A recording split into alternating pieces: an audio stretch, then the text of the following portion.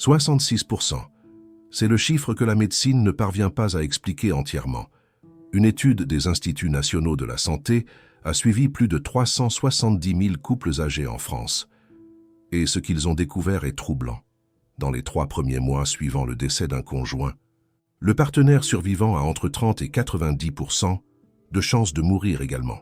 Dès la première semaine, le risque de décès par insuffisance cardiaque augmente de 78%. Et si la personne décédée était le conjoint, ce chiffre grimpe à 113%. La science appelle cela l'effet de veuvage. La médecine, le syndrome du cœur brisé. Mais Raymond Moody, après 50 ans d'études sur la mort, a découvert quelque chose qui va bien au-delà de ce que la cardiologie peut expliquer. Quelque chose qui relie ce phénomène à tout ce que nous savons sur l'âme et son voyage après la mort. Vous connaissez probablement une histoire comme celle-ci. Un couple qui a passé 50, 60 ans ensemble. L'un d'eux meurt, et quelques semaines ou mois plus tard, sans aucune maladie apparente. L'autre s'en va également. Les familles disent qu'il ou elle est mort à de chagrin. Les médecins disent que c'était le cœur. Mais si les deux avaient raison, d'une manière qu'ils n'imaginent même pas, dans les prochaines minutes, vous allez découvrir ce que la recherche scientifique révèle sur ce phénomène. Ce qui se passe biologiquement lorsque nous perdons quelqu'un que nous aimons profondément. Et ce que Raymond Moody a appris sur le lien de l'âme qui connecte deux personnes au-delà du corps physique. Avant de plonger dans l'explication spirituelle, j'ai besoin que vous compreniez la science, parce que ce qui se passe dans le corps d'une personne en deuil est impressionnant. En 1969, le psychiatre britannique Henri Dubois a mené l'une des premières études systématiques sur la mortalité chez les veufs. Il a suivi plus de 4000 hommes qui avaient perdu leurs épouses et a découvert que dans les 6 premiers mois de veuvage, plus de 200 d'entre eux sont décédés, un taux 40% supérieur à ce qui était attendu pour des hommes mariés du même âge. La cause la plus fréquente? Les maladies cardiaques. Mais pas n'importe quelle maladie cardiaque, une condition que les médecins n'ont commencé à comprendre que des décennies plus tard. En 1990, des médecins japonais ont décrit pour la première fois un syndrome étrange. Des patients, généralement des femmes, arrivaient aux hôpitaux avec tous les symptômes d'une crise cardiaque, douleur dans la poitrine, essoufflement, altération de l'électrocardiogramme. Mais lorsqu'ils effectuaient le cathétérisme, les artères étaient parfaitement dégagées. Ce qu'ils ont trouvé était quelque chose qu'ils n'avaient jamais vu. Le ventricule gauche du cœur, qui se contracte normalement en forme de flèche, était paralysé à la base et gonflé au sommet. La forme ressemblait à un piège traditionnel japonais utilisé pour capturer des poulpes, appelé Takotsubo. Et c'est ainsi qu'est né le nom du syndrome, cardiomyopathie de Takotsubo. Ou, comme elle est devenue populairement connue, le syndrome du cœur brisé. Qu'est-ce qui cause cela? Un stress émotionnel intense. Le corps libère une quantité massive d'hormones du stress, principalement de l'adrénaline et du cortisol. Ces hormones, à des niveaux extrêmes, étourdissent littéralement le muscle cardiaque. Le cœur devient temporairement incapable de pomper le sang correctement, dans la plupart des cas. La personne se rétablit en quelques semaines. Mais dans certains cas, en particulier chez les personnes âgées ou en mauvaise santé, le syndrome peut être fatal. Le cœur ne supporte tout simplement pas le choc. Des chercheurs de l'Université de la Sorbonne ont découvert en 2018 que les personnes en deuil intense présentent des niveaux d'inflammation jusqu'à 17% plus élevés que la normale. Cette inflammation chronique augmente considérablement le risque de crise cardiaque, d'accidents vasculaires cérébraux et d'autres complications cardiovasculaires.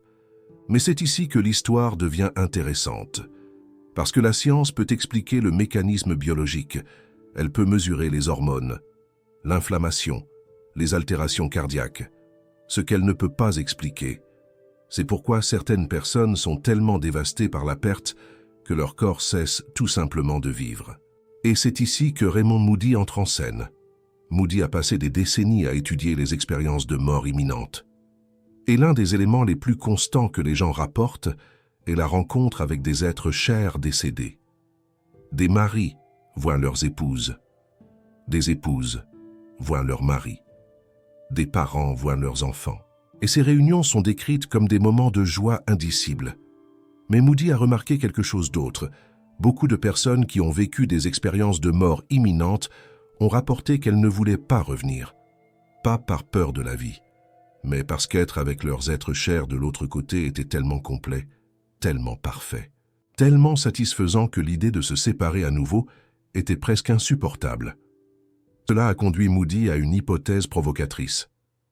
Et si le lien entre deux personnes qui s'aiment profondément n'était pas seulement émotionnel ou psychologique? Et si c'était quelque chose de plus fondamental? Quelque chose qui se produit au niveau de l'âme? Pensez à un couple qui a passé 60 ans ensemble.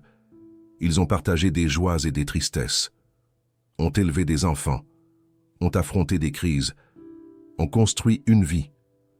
Au cours de ces décennies, quelque chose s'est produit entre eux qui va au-delà de ce que nous pouvons voir ou mesurer. Leurs vies se sont entrelacées de telle sorte qu'elles sont devenues, dans un certain sens, une seule. De nombreuses traditions spirituelles en parlent. Les âmes sœurs, les flammes jumelles, les liens d'âme. L'idée que certaines personnes sont connectées à un niveau qui transcende le physique. Elles sont venues dans cette vie ensemble avec un but partagé, et que cette connexion ne se défait pas avec la mort. Raymond Moody a trouvé des preuves de cela dans ses recherches. Les personnes qui ont vécu des expériences de mort imminente décrivent fréquemment avoir vu leur conjoint décéder de l'autre côté, et le message qu'elles reçoivent est constant. « Je t'attends. Nous serons bientôt réunis. » La séparation est temporaire. Et si l'effet de veuvage n'était pas seulement une réaction biologique au stress? Et si c'était aussi une réponse de l'âme à l'appel de son père? Et si, à un niveau que nous ne pouvons pas mesurer, la personne qui est restée sent la présence de celui ou celle qui est parti et est attirée pour se réunir? Cela expliquerait pourquoi le risque de décès est si élevé spécifiquement dans les premières semaines et mois. C'est la période où le lien est encore le plus fort. C'est le moment où l'appel de l'autre côté est le plus intense, avec le temps. Si la personne survit à cette période critique, elle s'adapte. Le lien ne disparaît pas, mais l'urgence diminue. Cela expliquerait aussi pourquoi les couples qui ont passé plus de temps ensemble ont un risque plus élevé. Plus l'union est longue, plus les âmes se sont entrelacées, plus le lien est profond, plus l'attraction pour se réunir est forte. Et cela expliquerait pourquoi les morts subites et inattendues causent un effet plus intense que les décès après des maladies prolongées. Quand nous savons que la mort approche, nous avons le temps de nous préparer, de traiter la séparation graduellement, de commencer à adapter notre lien à la nouvelle réalité. Une mort subite ne permet pas cette préparation. Le lien est rompu brutalement, et le choc est d'autant plus violent. La science a également un nom pour ça, le deuil compliqué. C'est lorsque la personne n'arrive pas à traiter la perte de manière saine, lorsqu'elle reste prisonnière d'un état de douleur qui ne diminue pas avec le temps. C'est un facteur de risque important pour la mortalité. Mais selon Raymond Moody, le deuil compliqué pourrait être plus qu'un simple problème psychologique. Il pourrait être l'expression d'un lien d'âme qui résiste à la séparation. La personne n'arrive pas à avancer, parce qu'une partie d'elle se trouve littéralement de l'autre côté, à attendre. Cela peut sembler poétique, mais des preuves soutiennent cette vision. Des chercheurs ont étudié des veufs et des veuves qui ont rapporté des expériences de contact avec leur conjoint décédé, des rêves vivides, une sensation de présence, des signes et des coïncidences significatives. Et ils ont découvert quelque chose d'intéressant. Ceux qui ont vécu ces expériences de contact avaient de meilleurs résultats en matière de santé que ceux qui n'en avaient pas. Moins de dépression, moins d'anxiété, un risque de mortalité plus faible. C'est comme si le contact continu, même à travers le voile entre les mondes, aidait à maintenir la personne en vie. Cela prend tout son sens si l'on considère le lien d'âme. Le contact ne rompt pas le lien. Il le maintient actif, d'une manière différente. La personne ressent toujours la connexion, mais d'une manière qui lui permet de continuer à vivre dans le monde physique. Raymond Moody a étudié des cas de couple où les deux ont vécu des expériences de mort imminente, à des moments différents. Et ce qu'il décrivait était fascinant. Ils se voyaient l'un l'autre de l'autre côté, même lorsque l'un était encore en vie, comme si le lien entre eux existait simultanément sur les deux plans d'existence. Un homme a décrit avoir vu sa femme, lors de sa propre expérience de mort imminente, alors qu'elle était encore en vie, à l'hôpital à ses côtés. Elle apparaissait rayonnante, jeune, en bonne santé, et elle lui disait qu'elle l'attendrait. Des années plus tard, lorsqu'elle est décédée, il a ressenti une paix étrange, comme s'il savait exactement où elle était allée, comme si les retrouvailles n'étaient qu'une question de temps. Cet homme a vécu 10 ans de plus après la mort de sa femme. Lorsqu'on lui a demandé comment il avait réussi à continuer, il a répondu que c'était parce qu'il savait que la séparation était temporaire. Il avait vu où elle était.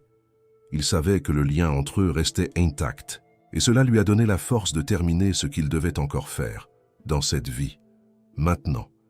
Vous vous dites peut-être, si le lien d'âme est réel, et s'il appelle les gens à se réunir après la mort, cela signifie-t-il qu'il est mal de continuer à vivre après avoir perdu un conjoint? Absolument pas.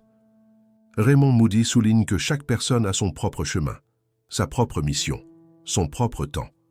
Le lien d'âme ne détermine pas quand vous allez mourir.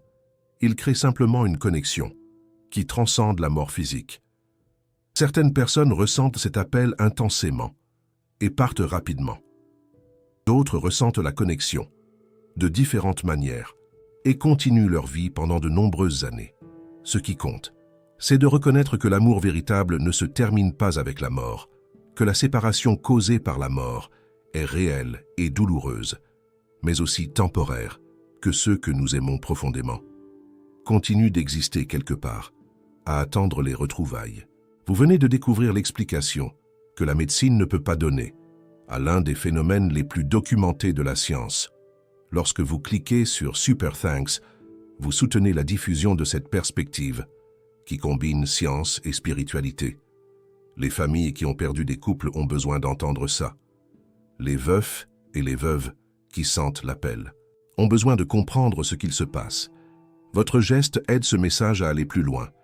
Permettez-moi de partager quelques éléments pratiques que la recherche a révélés sur la façon de survivre à la période critique du veuvage. Premièrement, le soutien social est crucial. Des études montrent constamment que les veufs et les veuves, avec des réseaux de soutien forts, familles, amis, communautés, ont des taux de mortalité significativement plus faibles. L'isolement est l'un des plus grands facteurs de risque. Si vous connaissez quelqu'un qui a perdu un conjoint récemment, votre présence peut littéralement sauver la vie de cette personne. Deuxièmement, maintenir une connexion avec le défunt de manière saine. Aide. Parler à la photo. Visiter la tombe. Maintenir des rituels qui honorent la mémoire. Ce n'est pas de la folie ou du déni. C'est une façon de maintenir le lien actif, d'une manière qui permet de continuer à vivre. Troisièmement, laissez le temps au temps. Les 3 premiers mois sont les plus dangereux, mais si la personne réussit à passer cette période, les chances de survie augmentent considérablement. Le corps et l'esprit s'adaptent, le lien demeure, mais l'intensité de l'appel diminue. Quatrièmement, recherchez une aide professionnelle lorsque cela est nécessaire. Le deuil compliqué est une condition réelle et qui peut être traitée. La thérapie, les groupes de soutien et dans certains cas, les médicaments peuvent aider la personne à traiter la perte de manière plus saine. Mais peut-être que la chose la plus importante est celle-ci. Acceptez que l'amour ne se termine pas avec la mort, que le lien que vous avez partagé avec votre conjoint continue d'exister, que la séparation, aussi douloureuse soit-elle, est temporaire, et qu'un jour, quand ce sera votre heure, vous vous retrouverez. Raymond Moody a passé 50 ans à étudier la mort, et s'il y a une chose qu'il a apprise, c'est que la mort n'est pas la fin de l'amour. C'est seulement un changement dans la façon dont nous expérimentons cet amour. Les couples qui ont passé des décennies ensemble ne perdent pas cette connexion quand l'un d'eux part. Ils commencent simplement à la vivre d'une manière différente. L'effet de veuvage est réel. La science le documente. La médecine essaye de l'expliquer. Mais l'explication complète ne vient que lorsque nous comprenons que nous sommes plus que des corps physiques, que nos relations les plus profondes existent à un niveau qui transcende la matière, et que l'amour véritable, celui que nous construisons au cours d'une vie entière partagée, est éternel. Maintenant, je veux savoir. Connaissez-vous un couple où l'un est mort peu de temps après l'autre? Avez-vous vous-même perdu un conjoint et ressenti cet appel? Car faites-vous partie d'un couple qui a construit ce type de lien profond au fil des années? Racontez-nous dans les commentaires. Parce que chaque histoire partagée aide d'autres personnes à comprendre qu'elles ne sont pas seules, que ce qu'elles ressentent est réel, et que l'amour qu'elles ont construit va bien au-delà de cette vie.